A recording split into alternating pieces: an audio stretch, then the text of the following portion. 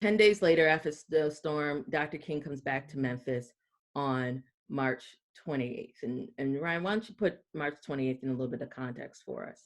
Sure. Thursday, March the 28th was the most important day pertaining to the Memphis sanitation workers strike. High school students across the greater Memphis area, schools like Hamilton High School, Central High School, Douglas High School, they all skipped school that day to participate in a march that Dr. King was going to participate in. Now, keep in mind that this march was not organized by the SCLC, it was organized by local Memphis organizers. And they began to arrive downtown around 9 a.m. that morning, and Dr. King is whisked in 2 hours late. And so the crowd has grown restless, and Dr. King is transported to the front of the march, and not even 10 minutes goes by, and there's looting and violence that erupts in the back of this march to the point where Dr. King's safety was in question.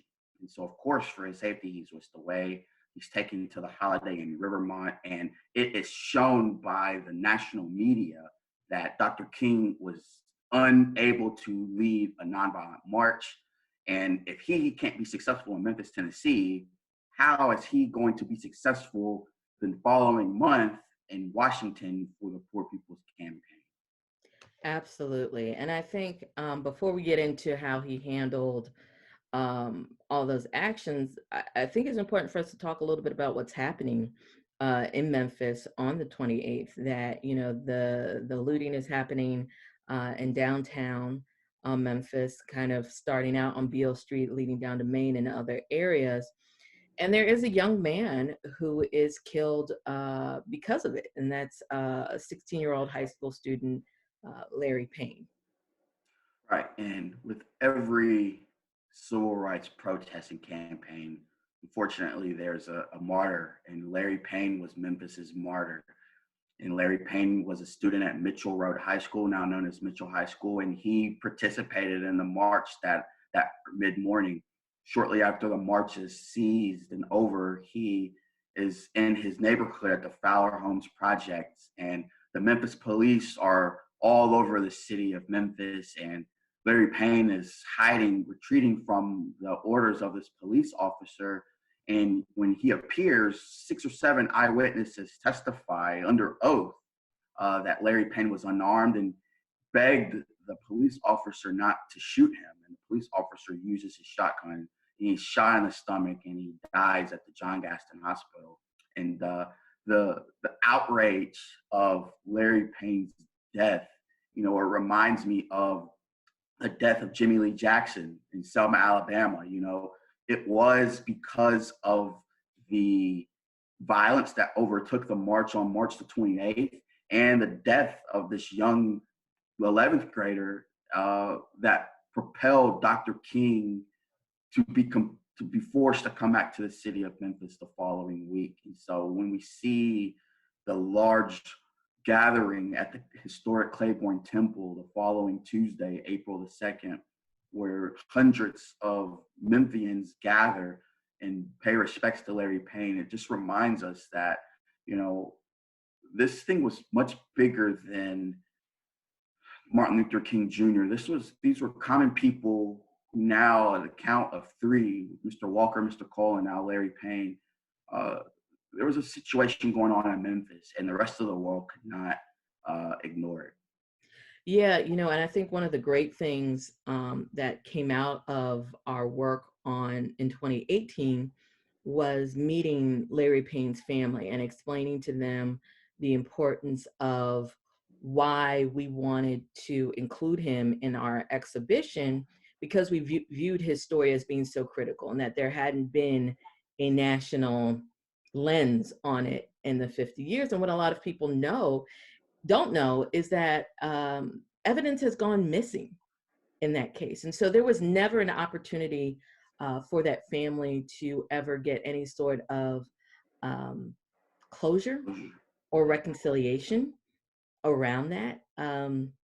His mother, both of his parents passed away, kind of not being sure that justice was ever really served with that. And I have to say, we've had a lot of powerful encounters, meeting the family, talking to the family, and understanding just, you know, 50 years later, how this can still affect them is pretty phenomenal. Certainly. And, I think with the death of Larry Payne is that it didn't gain the national coverage that a lot of other civil rights cold cases received. And it was ultimately overshadowed by the other tragedy in Memphis that occurred just 1 week later to the exact day. And so I think that every commemoration that we have for the sanitation workers, or whether it be reminding us the moment that Dr. King was murdered in our city, Larry Payne's name should be ingrained in that same conversation every single time. Completely agree. So all of this happens, and then there's this press conference Dr. King holds March 29th at the Holiday Inn Rivermont. And one of the things I love about this particular press conference is Dr. King is this is where you see more of the radical King, right? This is where, people say, well, what do you think about this? And he says, Memphis does have the capacity for nonviolence, and you shouldn't mischaracterize it because of a few bad actors in this moment. And the other thing I think is really powerful is that he remains committed to coming back to Memphis to show Memphis can be like Birmingham. It can be like Albany. It can be like Selma, that we can have these successful moments. Right. And, this is something that he has to really have a strategic conversation about. And he and the SCLC returned to Atlanta following that press conference on the 29th. And he really challenges his group. And I'm talking about Andrew Young, Bernard Lee, Jesse Jackson, the Reverend James Bevel, Hosea Williams, James Orange, and so many others.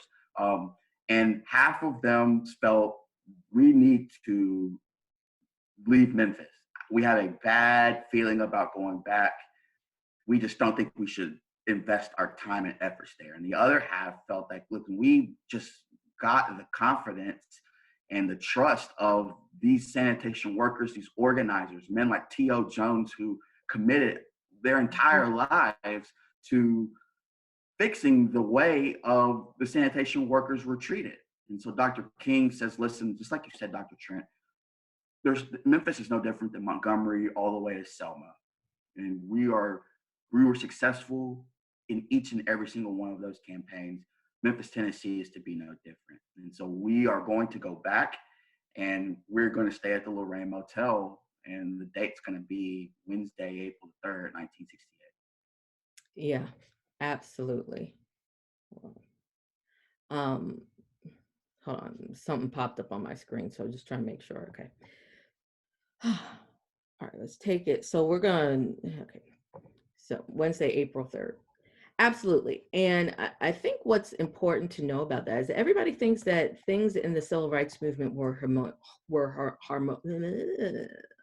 let's try that again. All right.